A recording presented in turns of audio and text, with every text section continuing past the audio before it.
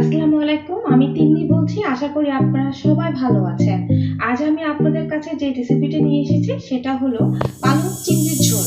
এটা একটা বাংলাদেশের ঐতিহ্য খাবার।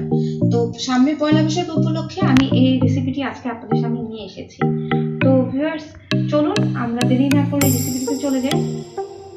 হ্যালো ভিউয়ার্স, আমি আপনাদের সাথে রেসিপিটি শেয়ার করছি। এখন আমি পালং শাক ধুয়ে কেটে নিয়েছি। এখন আমি একটা সসপ্যানের মধ্যে পালং শাকগুলো দিয়ে দিব।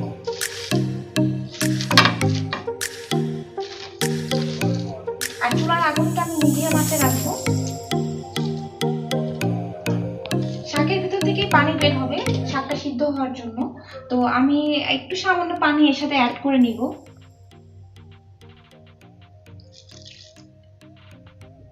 সামান্য একটু পানি অ্যাড করে নিয়েছি। এখন আমি ঢাকনা দিয়ে ঢেকে দিব। তো হ্যালো ভিউয়ার্স, শাকটা সিদ্ধ হওয়া পর্যন্ত আমরা আবার ব্যাক করছি। হ্যালো ভিউয়ার্স, আমার শাকটা হালকা সিদ্ধ হয়ে গেছে। এখন আমি এটা তুলে ফেলবো। তুলে আমি চিংড়ি মাছটা দিয়ে এটা রান্না করবো। এখন আমি তুলে ফেলবো। হ্যালো ভিউয়ার্স, আমি শাকটা সিদ্ধ হওয়ার পর পাত্রে ঢেলে নিয়েছি। এখন আমি রান্না করবো। তেল দিচ্ছি সসপ্যানে।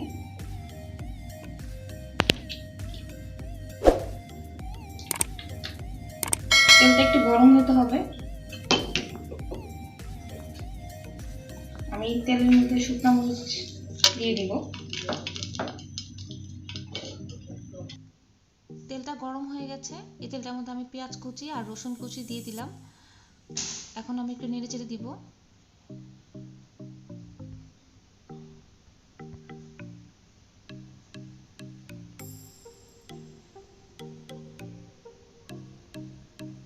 একটু চামচ দিয়ে নেড়ে চেড়ে দিলাম।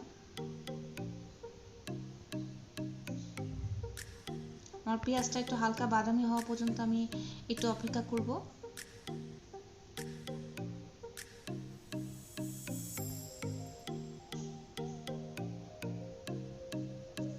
পেঁয়াজটা হালকা বাদামি হয়ে গেছে। আমি এর মধ্যে কিছু কাঁচামরিচও অ্যাড করেছি। আমি এখন চিংড়ি মাছগুলো দিয়ে দিলাম।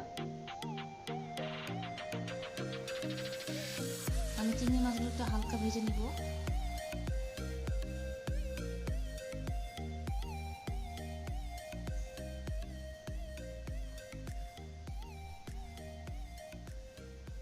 এর সাথে আমি একটু লবণ অ্যাড করে দিলাম।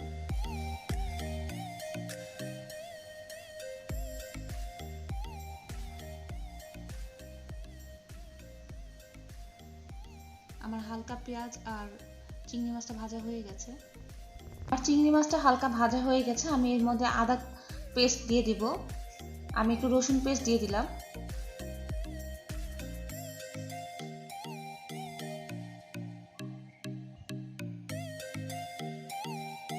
আমি একটু জিরা গুঁড়া দিয়ে দিলাম। আমি সবগুলো উপকরণ একসাথে দিয়ে এখন একটু নেড়ে চেড়ে নিলাম।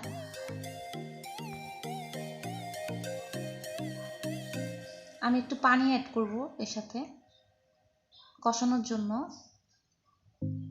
এরপর আমি একটা পর একটা মশলা এখানে অ্যাড করে নিব।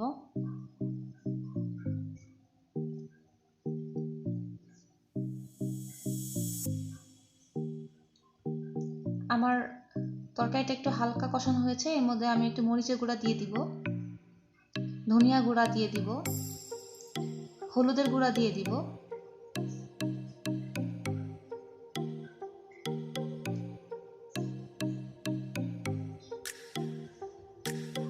একটু নেড়ে চেড়ে নিব। আমি এটা একটু কষিয়ে নিব 2-3 মিনিটের মতো।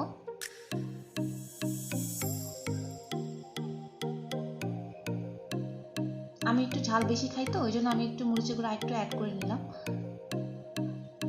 আর হ্যালো ভিউয়ার্স, আমি যখন শাকটা সিদ্ধ দিয়েছি তখন আমি শাকের সাথে একটু লবণ অ্যাড করে নিয়েছিলাম।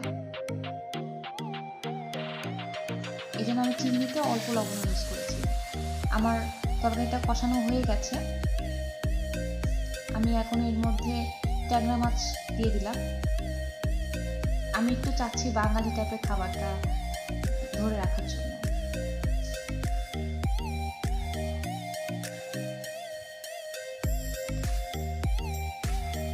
আপনারা চাইলে ট্যাংরা মাছ না দিলেও চলবে।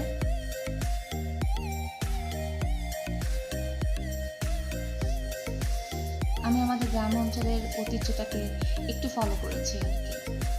আর এই রান্নাটা আমি পয়লা বৈশাখ উপলক্ষে রান্না করছি তো, এই জন্য আর কি আমি একটু ট্যাংরা মাছ অ্যাড করে নিয়েছি। এখন আমি এর মধ্যে পালং শাক দিয়ে দিচ্ছি।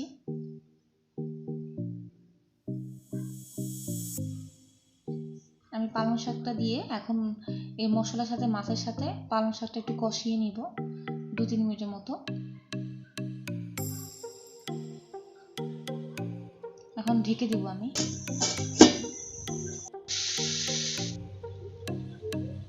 আমার তরকারিটা একটু হালকা কষানো হয়েছে, এখন এর মধ্যে আমি একটু পানি অ্যাড করবো, কারণ আমি একটু তরকারিটা ঝোল ঝোল রাখবো।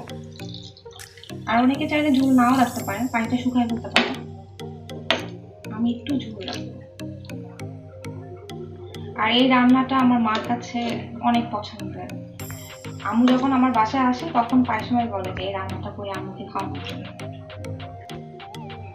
আমি এর উপরে ধনেপাতা কুচি একটু ছড়িয়ে দিব, ছড়িয়ে দিয়ে আমি ঢাকনা দিয়ে ঢেকে 2-3 মিনিট কুক করব। হ্যালো ভিউয়ার্স, কিছুক্ষণ পর আমরা ফিরে আসলাম। ফিরে এসে দেখি আমাদের পালং চিংড়ির ঝোল রান্না হয়েছে কিনা। হ্যাঁ, আমাদের পালং চিংড়ির ঝোল সম্পূর্ণ কুক হয়ে গেছে। এখন আমরা পরিবেশন করব। সো ভিউয়ার্স, তৈরি হয়ে গেল আমাদের মজাদার পালং চিংড়ির ঝোল। আপনারা এটি বাসায় ট্রাই করতে পারেন। আশা করি এই রেসিপিটি আপনাদের ভালো লেগেছে। সো ভিউয়ার্স, যদি এই রেসিপিটি ভালো লেগে থাকে তাহলে শেয়ার করুন আপনার ফ্রেন্ডস অ্যান্ড ফ্যামিলির সাথে এবং লাইক করুন। যদি কিছু জানার থাকে তাহলে কমেন্টস বক্সে কমেন্টস করুন। সো ভিউয়ার্স, যারা আমার চ্যানেলটি এখনো সাবস্ক্রাইব করেননি তারা প্লিজ আমার চ্যানেলটি সাবস্ক্রাইব করে ফেলুন। আর যারা অলরেডি আমার চ্যানেলটি সাবস্ক্রাইব করে ফেলেছেন তাদেরকে অসংখ্য ধন্যবাদ আমার সঙ্গে থাকার জন্য, এবং বেল আইকনটি ক্লিক করে রাখুন আমার নতুন নতুন ভিডিও আপডেট পাওয়ার জন্য। আর যারা আমার সাথে আরো বেশি কানেক্টেড থাকতে চান তারা আমার ফেসবুক পেজ, ইনস্টাগ্রাম এর লিংক আমার ডেসক্রিপশন বক্সে দেওয়া আছে। পরবর্তীতে আপনাদের মাঝে আবারও হাজির হব নতুন নতুন কোনো ভিডিও নিয়ে। আজকের মতো আল্লাহ হাফেজ।